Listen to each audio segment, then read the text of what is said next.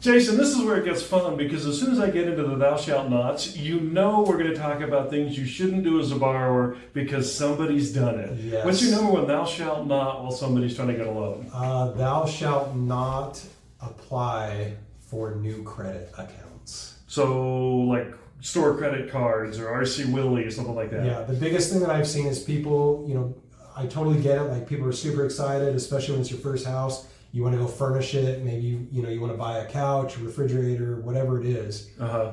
But going out and applying for any new credit and getting that new credit to be able to buy whatever it is that you want to be able to furnish your home can completely torpedo your deal. Thou shalt not go to Home Depot and order a $5,000 fridge before your loan closes. Correct. Yeah. If you have a situation where you need to do that or you want to do that, I always recommend that you speak with your loan officer first to make sure that that's not going to jeopardize your approval. Unfortunately, I have seen that happen, and you can potentially, depending on the timing of when you do that, you can potentially lose out on thousands of dollars between your earnest money, appraisal, and any inspections you had to pay for. I always tell people thou shalt not go buy a car. That's, yes. And yes, we actually had one client, not only did she buy a car, she bought two. Oh. Got her, yeah, and then we kind of said, well, I hope you like it because you're going to sleep in it because you're not getting a loan now. Exactly. So another couple things that I would recommend. I had a veteran quit his job right before closing, didn't tell anyone. So we called to verify his employment, and his employer said, oh, he doesn't work here anymore. And so he wasn't able to close on his loan.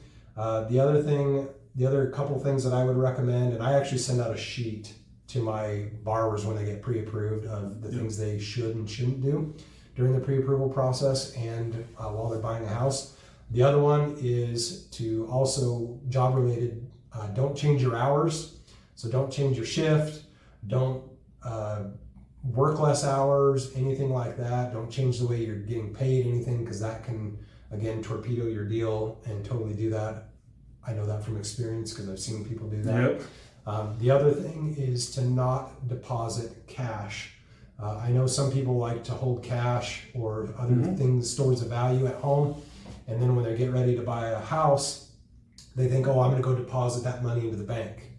Well, there's a problem with that because the money's not seasoned, meaning it hasn't been in your account for at least 60 days, which it doesn't always have to be. But the bigger problem is that we can't create a paper trail or we don't know the source of where that money is. So believe it or not, unfortunately, real estate is prime for money laundering, and we're certainly not accusing anyone of that. But because of the documentation requirements that we have to go through, creating a paper trail for everything, anytime someone just deposits a large amount of cash, and when I mean large, I'm talking even maybe it could be as little as a couple $100 into their bank account, we potentially would have to exclude that money.